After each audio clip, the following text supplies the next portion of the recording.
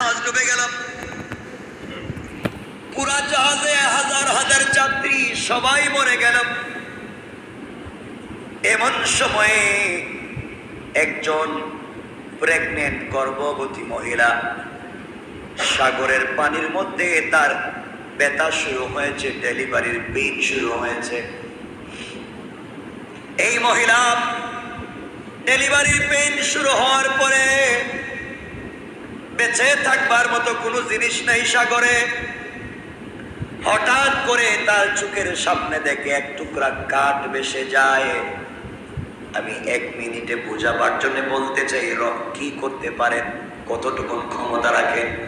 কাঠ ভেসে যাচ্ছে, কাঠ ধরে মহিলা ওখানে উঠলো, অথবা তার ডেলিভারি হলো, বাচ্চাকে ওখানে বসাইয়া দিল।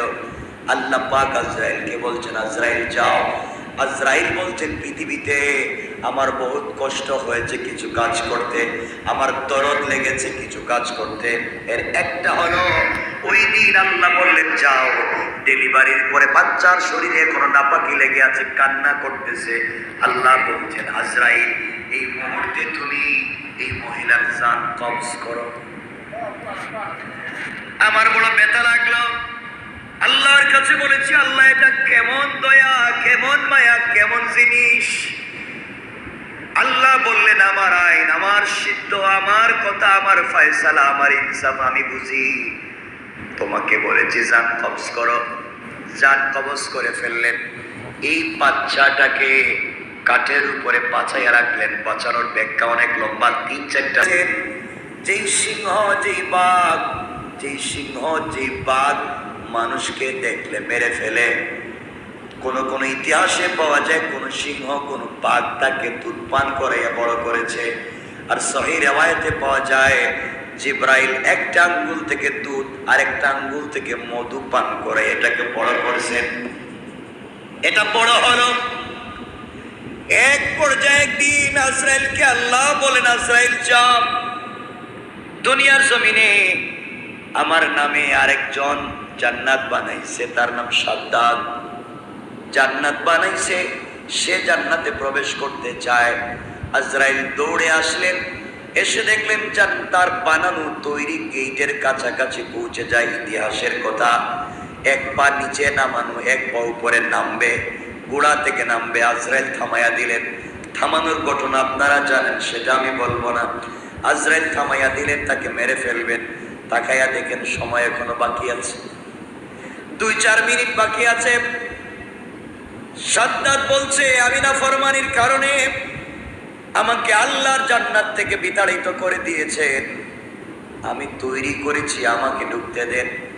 আজরাইল বলেন, এই দিন আমার একটু কষ্ট লাগলো। আরে আল্লাহ তাকে জান্নাত থেকে বের করে দিয়েছেন, কিন্তু নিজের তৈরি একটা বাড়ি বানালো, কষ্ট করে ঢুকতে পারলো না।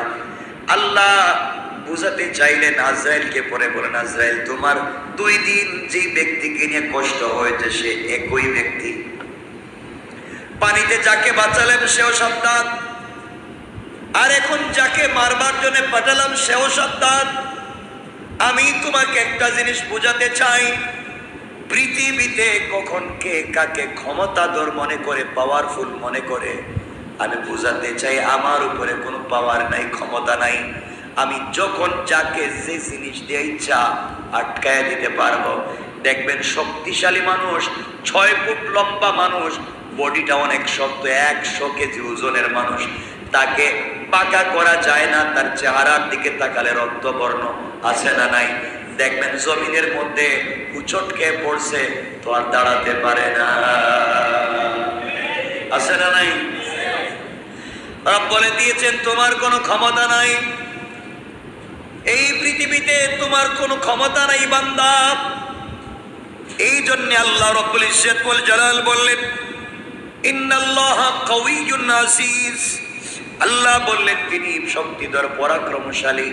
এই জন্য আমার বন্ধুগণ, আল্লাহ রব্বুল ইজ্জত ওয়াল জালাল যখন পয়গম্বর আরবীর কাছে এই আয়াত নাযিল করে দিলেন, আল ইয়াওমা আকমালতু লাকুম দীনাকুম, এই আয়াত নাযিল হয়ে গেল। সকল সাহাবায়ে কেরামকে আমার নবী মসজিদে নিয়ে গেলেন, মিম্বরে বসলেন, আর কথা বলতে লাগলেন। নবীজি বলতে লাগলেন, শোনো সাহাবীরা, আজ আল্লাহ রাব্বুল ইজ্জত ওয়াল জালাল কোরআনের আয়াত নাযিল করে বলেছেন ইসলাম ধর্ম পরিপূর্ণ হয়ে গিয়েছে। ইসলাম ধর্ম পরিপূর্ণ হয়ে গিয়েছে, কোরআনের সকল বিধানকে পূর্ণাঙ্গ করে দিয়েছেন। এই আয়াত যখন নাযিল হয়ে গিয়েছে, পয়গম্বর আরবী সাহাবায়ে কেরামের সামনে কথাগুলো বলতে লাগলেন, আজ থেকে ইসলাম ধর্ম পরিপূর্ণ, কোরআনকে পরিপূর্ণ। কথাগুলো শুনবার পরে সাহাবায়ে কেরাম দাঁড়ায় গেলেন আনন্দের আত্মীশ্বর্যে।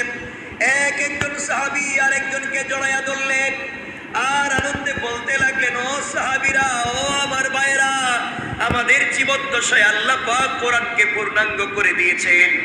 আমাদের জীবদ্দশায় আল্লাহ তাআলা ইসলাম ধর্মকে পরিপূর্ণ করে দিয়েছেন। আমাদের সামনে নবীজি হাজির, নবীজির উপস্থিতিতে আল্লাহ রাব্বুল ইজ্জত ওয়াল জালাল ইসলাম ধর্মকে পরিপূর্ণ করে দিয়েছেন, কোরআনকে পরিপূর্ণ করে দিয়েছেন। এর চাইতে বড় পাওয়ার আর কিছু নাই। আল্লাহ আরো আগে